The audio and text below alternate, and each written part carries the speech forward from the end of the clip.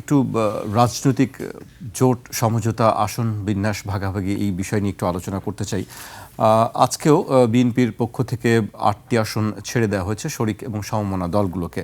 আমি একটু উল্লেখ করতে চাই, সমঝোতার আসনগুলোর মধ্যে বগুড়া 2 আসনে নাগরিক ঐক্যের সভাপতি মাহমুদুর রহমান বান্না, পিরোজপুর 1 আসনে জাতীয় পার্টির কাজী জাফর মোস্তফা জামাল হায়দার, নড়াইল 2 আসনে এনপিপির চেয়ারম্যান ফরিদুজ্জামান ফরহাদ, যশোর 5 আসনে ইসলামী ঐক্য জোটের মুফতি রশিদ বিন ওয়াক্কাস, পটুয়াখালী 3 আসনে গণ অধিকার পরিষদের সভাপতি নুরুল হক নূর, ঝিনাইদহ 4 গণ অধিকার পরিষদের সাধারণ সম্পাদক রাশেদ খান, ঢাকা 12 আসনে বাংলাদেশের বিপ্লবী ওয়ার্কার্স পার্টির সাধারণ সম্পাদক সাইফুল হক এবং ব্রাহ্মণবাড়িয়া 6 আসনে গণসংহতি আন্দোলনের প্রধান সমন্বয়কারী জুনায়েদ সাকি।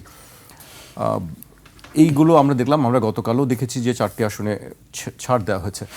আসলে এই বিষয়গুলো নিয়ে শরিকদের মধ্যে একটি অসন্তোষ কাজ করছিল, বা এখনও দলের ভেতরে যারা আছেন, নেতাকর্মী আছেন, তাদের মধ্যেও সবসময় একটি মিশ্র প্রতিক্রিয়া কাজ করে।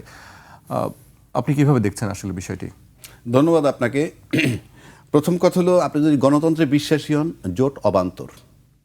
জোট করবেন after election, not before election. আপনি আসন ছেড়ে দেওয়ার কে? আপনি আসন ছেড়ে দেওয়ার মানে কি? টোটাল আসনগুলো আপনি নিতে পারেন, এই জন্য আমি এটা ছেড়ে দিচ্ছি অমুকের জন্যে। আমার কাছে বিষয়টা গ্রহণযোগ্য না। কিন্তু একসঙ্গে যারা রাজনীতি করে, আপনি করেন, একসঙ্গে রাজনীতি করেন, অসুবিধা তো নেই। প্রত্যেকটা রাজনৈতিক দলের আইডিওলজি কিন্তু আলাদা। সেটি থাকতে পারে, অবশ্যই থাকতে পারে, তো আলাদা।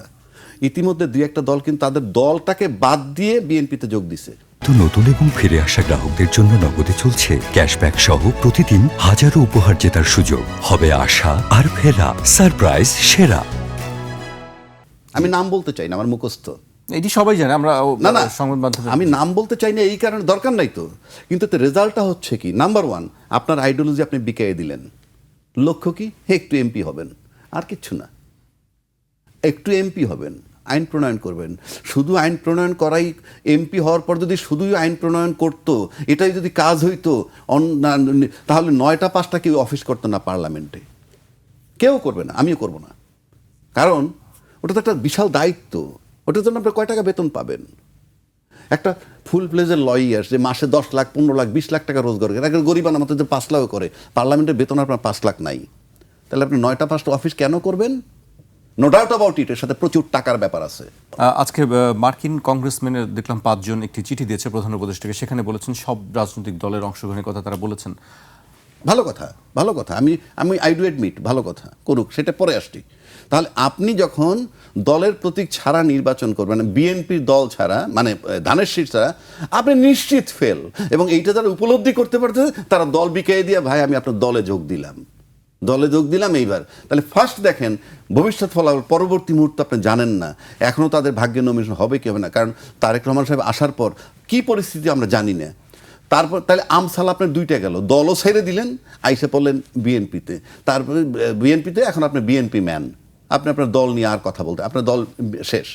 আর অন্য যারা আছেন যাদেরকে সিট ছাড়ছে, যারা নিজ নিজ দল থেকে করবেন, কিন্তু বিএনপির ধানের শীষটা পাবেন না, নিশ্চিত আপনি মোটামুটি ফেল। কোনো মিরাকেল যদি পাশ করায়, আর অন্য কোনো কারিশমা যদি থাকে, কারণ আপনি যদি দলে প্ল্যানই করতে পারেন যে আপনার জন্য আসন ছেড়ে দিলাম, তাহলে অনেক প্ল্যানই হতে পারে যে যাদেরকে এই আসনগুলো দিছে তাদের বিজয় সুনিশ্চিত হবে। কারণ নির্বাচন কন্ডাক্ট করবে কারা? প্রশাসন। এবং আমি বহু আগে বলছি, এখনও বলছি, 3টে স্টেক হোল্ডার এক জায়গায় আসতে হবে নির্বাচনের জন্য। সরকার এবং প্রশাসন, এটা বড় স্টেক হোল্ডার, তারপরে রাজনৈতিক দল। আর রাজনৈতিক দল হিসেবে আপনি বলতে পারেন বিএনপি, জামাত, এনসিপি, এরা বড় স্টেক হোল্ডার, ওগুলো তো লিস্টের বাইরে। তো এই স্টেক হোল্ডার যদি একত্রে, তাহলে সমঝোতা অনেক কিছু হইতে পারে। আপনি যখন আসুন, তাহলে সমঝোতা তো এটাও হতে পারে যে এইরকম রেজাল্ট হবে, এরকম ফলাফল ঘোষণা করব নাকি আমরা। আমি তো স্বচ্ছতা দেখছি না। আলটিমেটলি আমরা পুরনো দিনের, মানে পুরনো ব্যবস্থাপনায় আছি, হুইচ ইজ ভেরি পেইনফুল। তারপরে মনে করেন যে লোকটাকে আপনি নমিনেশন দিছিলেন দল থেকে, তাকে যদি আপনি এখন সরাই নিয়ে মোস্তফা কামাল বাইরে দেন, আমি নিশ্চিত করে বলতে পারি যে সেই লোকটা চেষ্টা করবে মোস্তফা কামাল যাতে ফেল করে। কারণ একবার পাশ করার পর ওই সিটটা যদি পেয়ে যায়, তার দলেরই অন্য কেউ, ওটা পার্মানেন্ট হয়ে যায় মোটামুটি। আমাদের দেশের রাজনীতিগুলো আমরা দেখি, এরা কেউ পাস না করার মানেই হচ্ছে ইলেকশন ইঞ্জিনিয়ার হবে না।